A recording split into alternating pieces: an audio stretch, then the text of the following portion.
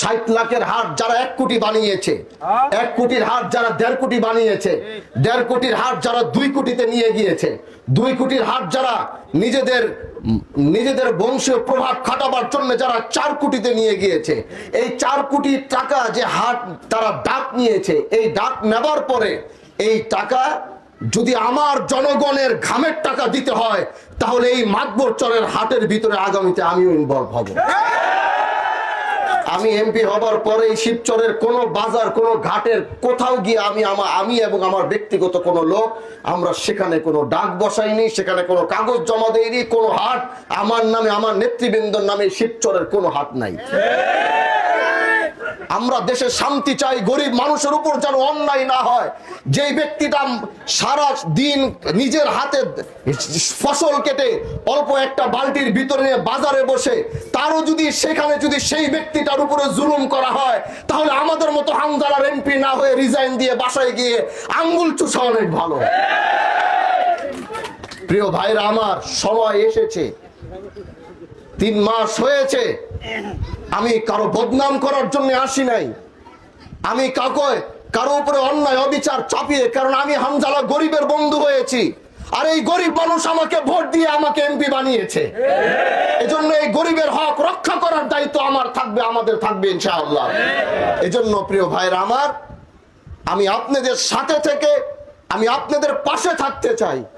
আমি এরকম একজন এমপি বলেছিলাম যে আল্লাহ যদি এমপি বানাই তাহলে ওইরকমই এমপি হব, যার মানুষ তার কাছে আসার আগে তিনি মানুষের কাছে এসে উপস্থিত হবে। আমি সেটাই করেছি। এই রাস্তা, এই ঘাট আমার কাছে 40 কোটি টাকার বরাদ্দ এসেছে। এই 40 কোটি টাকার বরাদ্দ নেওয়ার জন্য একটা মানুষের আমার কাছে যেতে হয়নি। আমি প্রত্যেকটা ইউনিয়নে গিয়ে এই 40 কোটি টাকার বরাদ্দ দিয়ে আসছি। 5 কোটি 5.5 কোটি টাকার মসজিদ মন্দির এসেছে। কারো আমার কাছে কোন হিন্দু ভাইয়ের মন্দির আমার কাছে চেতে হয় নাই, কোন মুসলমান এসে আমার কাছে মসজিদ চেতে হয় না। আমি খবর নিয়ে গিয়ে সেই জায়গায় মসজিদ আর মন্দিরের বরাদ্দ দিয়ে আসছি। প্রিয় ভাইরা আমার, আমরা মানুষের রক্ত চুষতে আসি নাই, আমরা গরিবের রক্ত চুষার জন্য এমপি হইনি। যতদিন আল্লাহ এই ক্ষমতায় রাখবে, ততদিন আপনাদের অধিকার প্রতিষ্ঠা করাই আমাদের দায়িত্ব থাকবে ইনশাআল্লাহ। এজন্য আপনারা সাথে থাকবেন তো? এই রাস্তা নিয়ে অনেক কথা আমার সাথে এই এলাকার সবাই যোগাযোগ করেছে, আমাদের নেতৃবৃন্দরা। আমি এই রাস্তার প্রকল্পটি আমার সেই প্রজেক্টের ভিতরে আমি দিয়েছি ইনশাআল্লাহ। আপনাদের এই রাস্তাও হবে, এখান থেকে সামনে গিয়ে ব্রিজও হবে, সেই ব্রিজ থেকে চর জানাজাতের মানুষের রাস্তাও হবে, তাদের ব্রিজও তারা পাবে ইনশাআল্লাহ। আমি জাতীয় সংসদে চর জানাজাতের কথা বলেছি, আপনারা শুনেন নাই? আমার অবহেলিত এলাকা সেটা, এই মাতবর চর থেকে কাছে, ওই পারে এখান থেকে কাছে, সেই এলাকার মানুষের বড় কষ্ট হয়। আল্লাহ যদি বাঁচিয়ে রাখে, আমি সে আওয়াজ তুলেছি। সেই ব্রিজ প্রকল্প কিভাবে আনতে হয়, সেটি বড় প্রজেক্ট, সেটাও আমি দায়িত্ব নিয়েছি ইনশাআল্লাহ। আমি সেটা করার চেষ্টা করব। আমার দেশের গরিব মানুষ আগামীতে মাথা উঁচু করে বাঁচবে, মাথা নিচু করে বাঁচবে না ইনশাআল্লাহ। আপনারা পাশে থাকবেন, সাথে থাকবেন। আপনাদেরকে নিয়ে এই শিবচর গড়ব, এই শিবচরের সমস্ত অন্যায় অবিচার রুখে দিব। আপনাদেরকে সাথে নিয়েই সমস্ত চাঁদাবাজি আগামীতে ইনশাআল্লাহ যতটুকু এখনো চলছে, গ্যারান্টি দিয়ে যাচ্ছে এতটুকু আগামীতে চলবে না।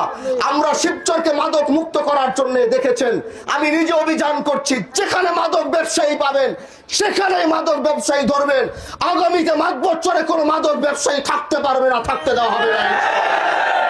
তাদেরকে এলাকা থেকে ধরে যখন চালান করব, সব জায়গায় বলে দিচ্ছি, জামিনটা তো খুব সহজ, নিয়ে আসে, জামিন নিয়ে আসবে। এলাকার চেয়ারম্যান, মেম্বার সবাইকে বলে দিচ্ছি, তাদেরকে অবাঞ্ছিত ঘোষণা, আমাদের অনুমতি ছাড়া তারা কেউ এলাকাতে আসতে পারবে না, নিজের বাড়িতে থাকতে পারবে না। ভালো না হয়ে আগামীতে আর কেউ এলাকা আসতে পারবে না। বাবা হয়ে আমাকে সহযোগিতা করেন, ভাই হয়ে আমাকে সহযোগিতা করেন, মা হয়ে আমাকে সহযোগিতা করেন একটু ইনশাআল্লাহ।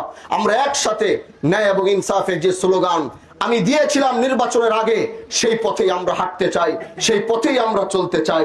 আমার জন্য খাস করে দোয়া করবেন।